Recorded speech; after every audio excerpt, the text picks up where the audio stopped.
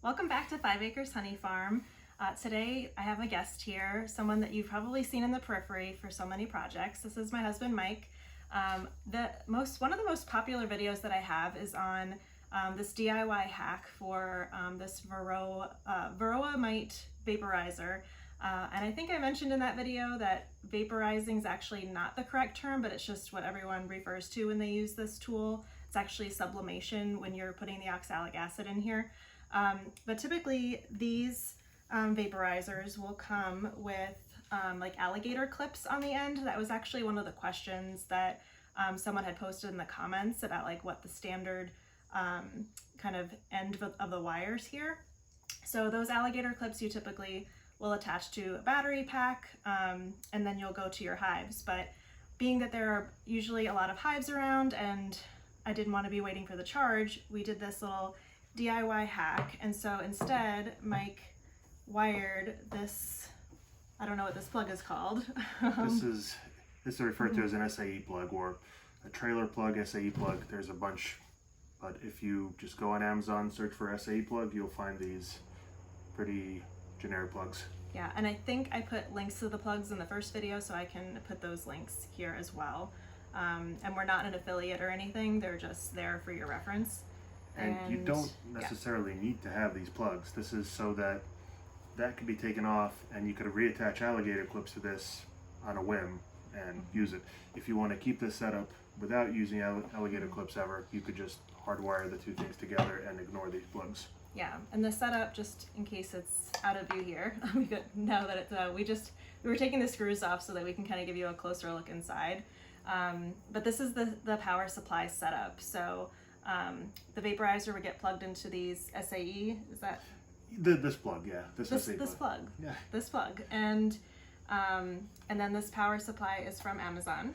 Yes, they refer to it as an LED driver, but what it really is a 12 volt 200 watt driver, which quick way to how I found that out is this vaporizer says 12 volt 150 watt driver, 150 watts, and you want to be you don't want to be under the value, so 200 was just a little bit above what this thing pulls. So I went on Amazon, searched for a 12 volt 200 watt power supply, and this is what came out, and it's fairly reliable.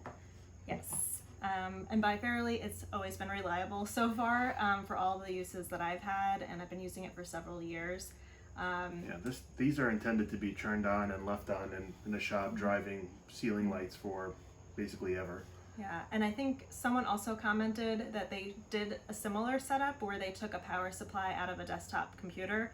So if you're very handy, you can find different power sources. On that note, you have to be very handy because those, you usually have to trick them into doing what this thing does right away. And unless you have them laying around, these are actually cheaper than computer power supplies. Cool. And one of the other comments that I get is to show a step-by-step process of how this was put together. So Mike is going to talk a little bit about the switch and how he wired it in here. Sure. Well, I gotta keep it up here. I think so. Okay, I'll keep it up here and I can hold it. No, I'm okay. So, so this is just a switch. This does not necessarily need to be here. This takes wall power. I ran it through just an outside receptacle switch with this handy weather sealed box, which it just throws that switch. You can find it at any big box store. They're available. But all you need to do, and the colors might be different on the power supplies, but on this one it says that the line, so you have on AC, you have line and neutral, the two wires, and a ground. So on this, the line, the hot wire, which is usually the black wire coming out of a normal extension cord, you connect that to the brown, and then the neutral line, which is usually the white wire, you connect to the blue, and the ground wire, which is always green, you connect green to green. So in our case, we just connected it through the switch, so this interrupts those wires. On the other side, it's much simpler. There's only two wires. No. That way? Got it. There's only two wires. There's a positive and negative, and positive is always red, negative is always black. So these particular power supplies, and you'll see there's two big wires coming out of here. It's two bundles each one of these has a black and a red, and this is made so this can go to one light, this could go to the other. So all I did was I brought them over here, pulled back the insulation and tied the two red wires together, tied the two black wires together, and then connected them to this red and to that black. Which it really doesn't matter which way you connect them. You could connect black to red and red to black. This vaporizer itself won't care which way you connect them. The only reason why I do that is because this way it shields the proper wire, so you can't touch the positive. But it really doesn't matter too much. Cool. But, you said one of the questions was, do you need to strip wires? Yes, that was one of the questions. Yes, you do. You absolutely do. Whether it's on these connectors or coming out of here, I don't recall if they come pre-stripped, but somewhere along the line, whether it's to attach the 110 cord, you absolutely need to strip back wires. You could solder them together, you could crimp them together. It depends on what you have, but you do need to have basic wiring know-how. Yes, and on that note, we are not licensed electricians. Mike is an engineer, but obviously this is all a DIY setup, so proceed at your own risk when you do this. Haven't electrocuted anybody all day. All right, so we wanted to show you inside the switch box. So it's a regular, like a wall switch, but like Mike said, it's meant for outdoors. So he also, I guess, would share too that if you don't know how to wire a switch like this, then this project is probably not within your realm. So you should probably not attempt it. This is very basic wiring. I don't know how to do it, but Mike does, and then he'll explain some more. So this is wired like a normal household switch. You have the two wires coming in, you have the hot and neutral coming in, and these switches operate by interrupting the hot wire. So the neutral wire goes right around into the box. The hot wire goes through the switch, and if you flip it off, the hot wire is disconnected. If you flip it on, the hot wire is connected. So, and then the ground wire goes right around and into here. So all this is you're connecting one wire to the switch, the hot wire, and then neutral goes right around, ground goes right around. And I want to show you just with the cover here, if I'm putting this on the right way here. So this is like the cover to keep it kind of like not 100% waterproofed, but at least it's fairly waterproofed. And one thing that I did add to this, and I know it's upside down at this moment, was I had trouble seeing, it's like already ingrained here on the plastic. It says on and off.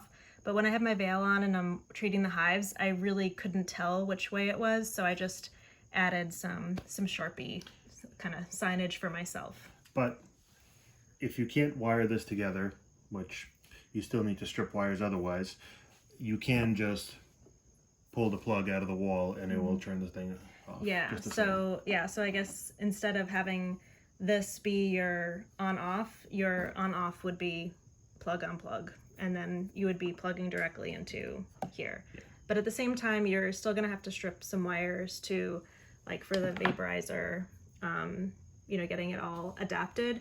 So it might be a little too advanced for some folks.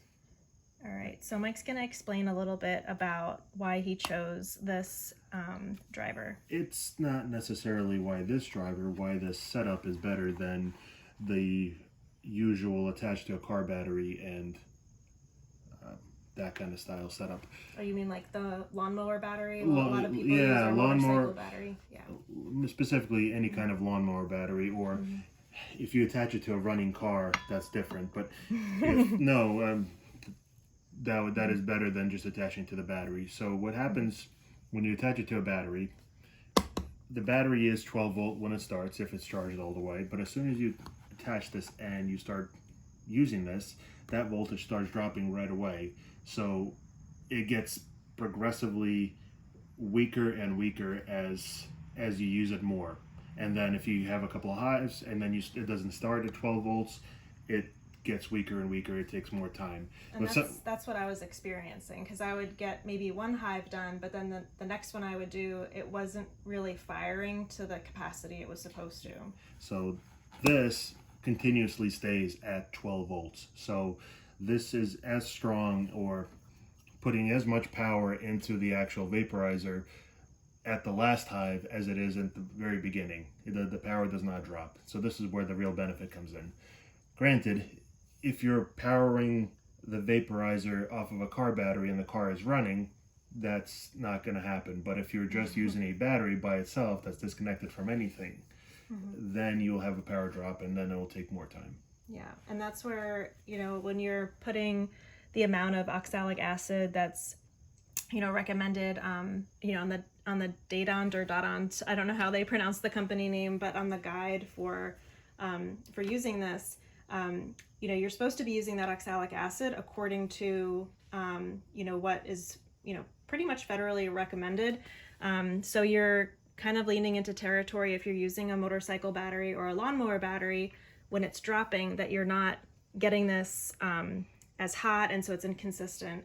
So this setup at least allows for a consistent application every time, and it's also, I think, safer that way, because then you know what to expect every time, and you're not going to have any surprises. And as if you've used a vaporizer before, I'm wearing like eyewear safety and a ventilator, so you're really kind of suited up and uncomfortable, and it's hard to kind of manage things, so you want to make sure you're being as safe as possible. So this really helps. Thanks for all of your questions on this video over the past few years, and hopefully this helped answer and clarify some things that you were curious about. And of course, if you have more questions, please comment, and hopefully that wraps everything up for the vaporizer. But I'm curious if you have any other ways that you've been treating your colonies.